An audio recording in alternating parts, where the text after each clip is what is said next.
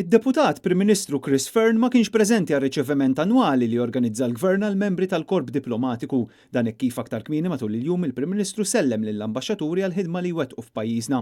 Iżda lilin mill-awguri spikkat xi ħaġa mhux tas-soltu.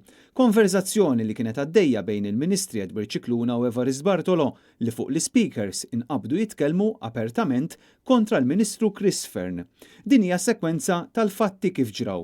Fis-sala tal-ambaxxaturi jidħol Roberta Bela li jintlaqa b'applaws mill-Korp Diplomatiku, is-sistema tal-audio tinżamm miftuħa.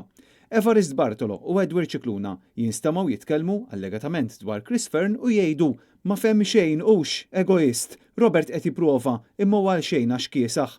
Sal-ponta ta' mneħirna konna qed nerqu. Malli ta' Kastiljan dunaw li s-sound miftuħ tiġi persuna mill-OPM u twaqqafhom. Minn dak li semaw il-ġurnalisti preżenti kliemhom kien ċar u ma ddejqux jgħidu li Fern qed jagħmel kontra ta' dak li wiegħed qed jurina x'inhu. Din il-konverzazzjoni bejn Cicluna u Bartolo fl-ebda ħin ma kienet miċħuda minn Kastilja. Ħafna attivisti mill-qalba taċ-Ċentru Nazzjonali Laburista, inkluż dawk li fl-aħħar ġimgħat għal dewlna WhatsApp chats sigriti, qed jinsistu illi Fern għadu ma jridx iniżżilha li tilef l-elezzjoni leadership tal-Labor u li din il-ferita seddum ħafna biex tagħlaq.